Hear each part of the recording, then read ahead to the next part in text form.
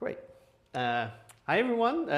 Thank you for attending the talk. This is principal type inference under a prefix, a fresh look at static overloading. And I'm Daan Leijen from Microsoft, and this is joint work with Wenjia at the University of Singapore. And also I want to thank the following people. Tim Whiting is a PhD student in Utah, and his work that I'm doing with him on implicit parameters really inspired this. Sam Lindley helped a lot with early feedback, and there's an anonymous reviewer who I hope to meet here, who I really would like to thank because his feedback or her feedback really improved the paper significantly, and I'm very thankful for that. Thank you. So in a nutshell, the work I'm presenting today is like a new set of type rules called HMQ.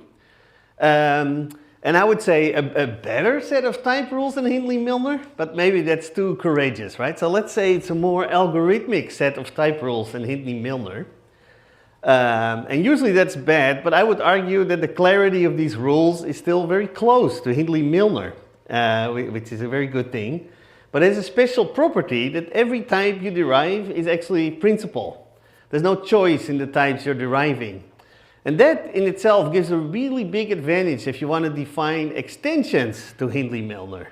And in practice, it turned out that many extensions like impredicative type inference or static overloading that I'm going to show and lots of other things, they're really hard because we want to put it in the Hindley-Milner rules. But if you use a slightly more restrictive set of rules, the HMQ that I'm proposing, I think it's much easier suddenly. So I'm kind of hoping that HMQ will be a new basis for specifying many type system extensions in practice. So to make this argument, I'm gonna first explain Hindley-Milner to you. Let me see. All right. So we have expressions with lambdas in there, and we have monotypes, and we have polymorphic type schemes. And then in Hindley-Milner, or Damas-Hindley-Milner, the most important rule, I would guess, is like the lambda rule. And there it's a little special because the tau1 we see here, well, we can guess any type for that. So it's a very liberal system, Hindley-Milner. So for example, if I have lambda x dot x, I could, for example, guess that x is an int, and then I derive int to int for the expression. But I could also guess that it's a Boolean, and then I can derive that lambda x dot x is bool to bool. So this is, of course, well known to everyone. And then Hindley-Milner has also something called principal types, so you can do generalization and instantiation. So if I do again lambda x dot x, one thing I could also guess is like some abstract type alpha, and then generalize it, and then, ooh, we get for all alpha that alpha, and this is the best type, right? So Hindley-Milner always has bestest types, and that's a very good property, right? And, well, to top it off, what a great paper, by the way. They also have an algorithm that computes this bestest type, right? Algorithm W. And I'm not going to go into it, but I'm going to highlight some things about W. So one of them is it threads a substitution through each derivation, which makes it actually hard to reason about, right? That's why we like the rules and not kind of the algorithm in general. And you can also see it actually never guesses a type. It always uses fresh type variables for these tau1s in the function rule. And finally, in the applications, it uses unification. This gives rise to the substitutions, right? It matches the argument and parameter types. Yeah, fantastic paper, by the way, from 1985. It's still fun to read. It's only 12 pages and it has everything. And yeah, and this is, I would say, this is kind of the beauty and bane of Hindley-Milner. So Hindley-Milner is like this beautiful rose in the sunlight because we have these beautiful logical rules and a algorithm that actually computes always the best type. So it's just really great, right? But as soon as you want to extend it, there's lots of thorns around this beautiful rose. And that's kind of because of this guessing and this liberal nature of the rules. If you want to do certain extensions, it can really get in the way. And I would argue that in many previous work, there's lots of artificial constraints that are not really essential, right? It's just kind of to keep Hindley-Milner in check. And that's what we try to address in this work. So I'm going to give some two examples of how extensions can lead to kind of funky restraints and make it more difficult. So the first one is from my favorite language called Koka. Ask me about it after the talk. And one of the things we try to do there is say, hey, maybe we can do static overloading. And what does that mean, right? So maybe I have like two functions, my show, and in Koka you can locally qualify them as if they're in a mini module. So I have here an int my show that works on integers, and bool my show that works on booleans. And then I would like to use them. And I would love it if the compiler can help me elaborate like which module I mean, right? So in this my show x, my show true, I would love to elaborate to int my show and bool my show. So that's, I think, the essence of static overloading, like you see in C, for example, too, right? And I want to reject things too if I don't know it. Like the bottom one, like wrong x, I have no idea what the type of x is. Well, then I want the compiler to complain. I have to manually write the full qualified name because I can't tell. So suppose I want to formalize this at Hindley-Milner, I quickly get into trouble because of this guessing of the types. So for example, if you look at the last one that I want to reject, like the wrong x, it's like lambda x dot my show x. So here it is, lambda x, my show x. Well, maybe if I indeed guess an abstract type alpha, I would reject it because I can't tell, right, what my show I want to use. But unfortunately, in the standard Hindley-Milner rules, I could also guess int for this parameter x, and then I could say, well, that must be the int my show. Or maybe I guess a bool, and then it would be a bool my show. And now I'm losing principal types, right? One is rejected, and I have two other ones that I could elaborate to. And it turns out that it's really hard to formalize it in a nice way, that you don't want these bottom ones, and you kind of always want to reject this example. And for example, Boxy types is one example of that, because I don't know if people are familiar with it, but kind of fun work by Dimitrios Vitiniotis and Stephanie Weyrich and Simon Payne-Jones, they had these Boxy types where that would kind of be information you cannot see, right? And that could be used here to do this kind of thing where the int and the bool would be inside a box. But I mean, the lesson is it's really complicated. You get a very different kind of type system rules suddenly. I'll give another example where Hindley-Milner kind of gets in the way, or the liberal nature of it. I wanted to say, side note, algorithm W has no problem here. So the rules are tricky, they're very liberal, but the actual inference algorithms would be fine here, because the inference algorithm always uses the abstract type. It will never guess like int or bool, right? So there's something there that's kind of important, that the algorithm would be easy to do static overloading. It's just in the rules. So another example of this is impredicative type inference. It's like a hobby of mine. Since 2004, when there was a beautiful thesis by Didier Le Baudelin and under Didier Rémy, and they made this MLF system to do impredicative type inference, and that's where the idea of prefixes actually comes from. But they have lots of stuff like flexible bounds and stuff. And then in 2006, there's more work. The Boxy types at ICFP. And they had this new idea of boxes around types, and it was later followed by another paper which also uses Boxy types. And then I wrote a paper too, HMF, and it used, oh my god, polymorphic weights to do the same thing. And there's more, like recently there's FreezeML by Sam Lindley, Frank Emmerich, and others. And they have frozen types, I guess you could say. And in the same conference, there was also the quick look paper, which has like quick look rules, and all of them do impredicative type inference, but it's unclear which is best, right? So we can't really compare these systems because they all have their own special flavors to constrain Hindley-Milner. And it's unfortunate, right? So the only way we can gain insight which one does what by having like lists of difficult functions, and then say like, oh, this system checks this, but it doesn't do that one, but that system does, etc. So I'm hoping HMQ can help there as well, and I give an example of two of them, like HMF and FreezeML. So in FreezeML, there's a let rule, looks like this, and it has this funny principal condition. And it says, well, for all derivations, you should pick the best type. And that's a really not so nice constraint in a logical type system. Like, it's not really an inductive rule. It's almost impredicative by itself, because above it could be the same condition. And then you want to suddenly have to reason with all of them. And actually, the thesis of Frank is like, you see that the proofs are really complicated just by this extra condition, right? So you have to do a lot of extra work to show things are correct. And just to show, I'm not like being, talking down on FreezeML. I will talk down just as much on my own system because it has the same kind of bad side condition. So HMF has also a constraint that says, oh, for all derivations above it, pick the best one, or even here, like pick the one with the least polymorphic weight. Well, what is that even, right?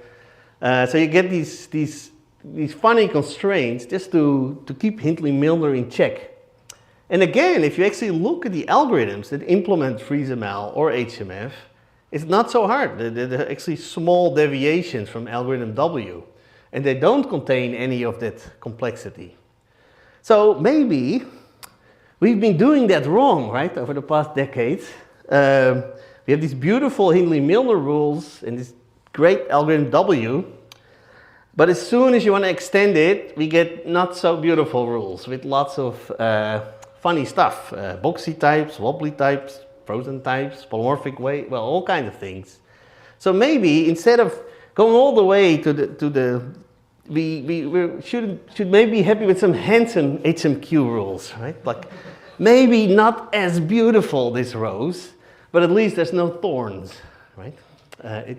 It's like me, it's special in its own way.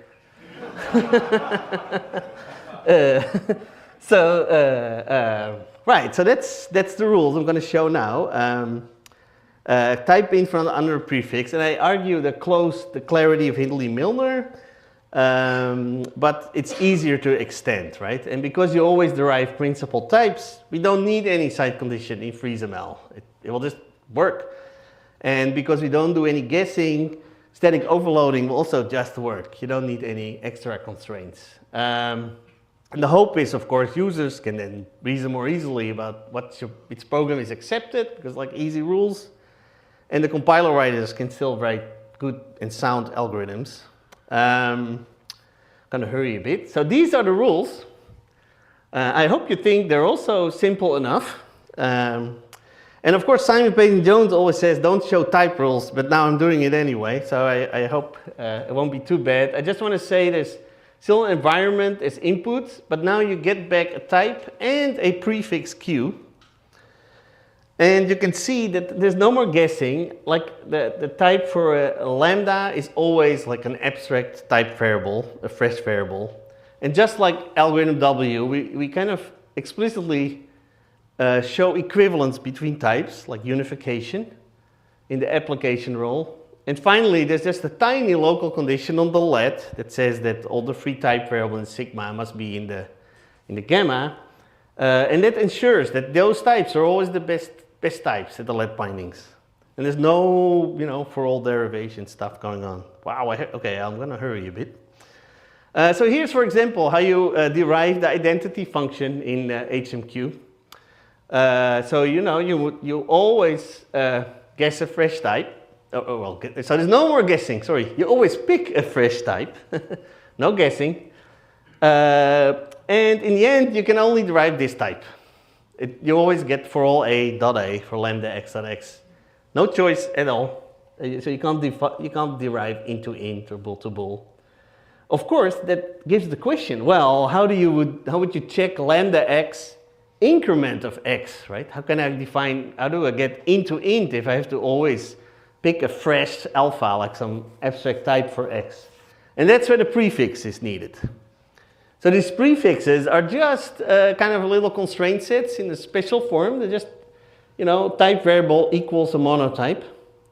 And you can have duplicate bindings, like alpha is bool, alpha is int. They can even contradict each other. But if they're solvable with a substitution, then it's also implementable with a substitution. And that's one thing the paper shows. And the nice thing is we write very concisely, like Q1, comma Q2 to compose them. And that's just the union of the two prefixes, but they must be solvable. And this gives a very concise way to write your type rules, and kind of knowing like, we know how to implement this using, substitutions or like very fancy techniques. And we know that works out, but it gives you a very good way. It kind of abstracts away from the implementation of a substitution and makes it really easy to specify the rules. Yes, oh man, I will never get to the end of the talk. Okay, so here's an example of that compositional style. Here's the rules for unification, like what types are equivalent. Again, two types come in and a prefix comes out. And you can see that if you use this comma, you can just say, just combine the constraints, the prefixes you've collected in the subderivations. And that's really, really nice for specifying clean rules. And then you can easily derive, for example, here that alpha to beta is equivalent to int if under a prefix that is alpha is int and beta is int. And interestingly, I'm going to skip that. The only place where you can get this constraint is in the var rule. And in all other leaf nodes, it's always empty. And because they come down, you cannot invent new constraints. It's kind of like linear types. You have to like get all your resources together. I'm going to skip through it. Otherwise, I would love people to have an opportunity to ask questions. And you can look in the paper to see how you do applications. But an important part is this gen sub rule, which allows you to substitute back these constraints and the prefix into the types. And then if the inc x, you can actually substitute the alpha and beta, and then you get int out. And it has very good properties. And in the paper I show you, you can actually HMF and FreezeML. You no longer need this funny constraint because it's already satisfied. And with HMF, with the first class polymorphism, you can also show, you don't need it anymore. It's just a simple match. And then we also show static type, static overloading. In this case, you have bidirectional rules. You push down the type. But again, because it will always be the same type, never guessed. So we can just resolve it, right, if possible. So it's almost so simple now that it puts us out of work. Like, how can we write papers if that works so well? Yeah, and that's the end of the talk. Thank you so much for listening, and maybe try it out for your own language in the future.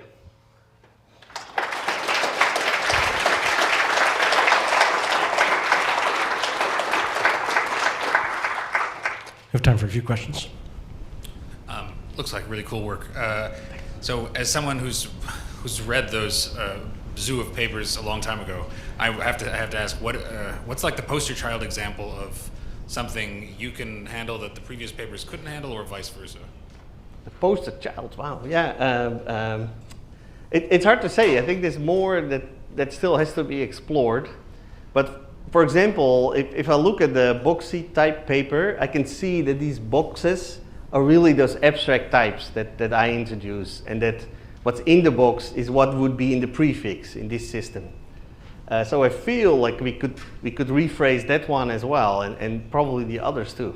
But since, right, like you know, they're all complex, it would require work, right? Okay. And just to be clear, you mentioned two of them a few slides HMF earlier. and FreezeML. So did you actually prove some kind of formal correspondence with them? No, so in the paper I show how it's done, but I don't show it formally. So there's no proof that what I do is actually, right, HMF. That's yes. Okay, thanks. Thank you. Okay, I'll ask a question while our next speaker gets set up. Dan, practical implementations of type inference don't implement exactly algorithm W. They often use like levels or something. Is that approach compatible with this somehow? Or? Yes, it should be. Right. So yeah, algorithm W can be used unchanged. So that's a really good thing. And so you could use your in-place updating graph right to do HMQ as well. Right. Thank you. Cool. Let's thank Dan again.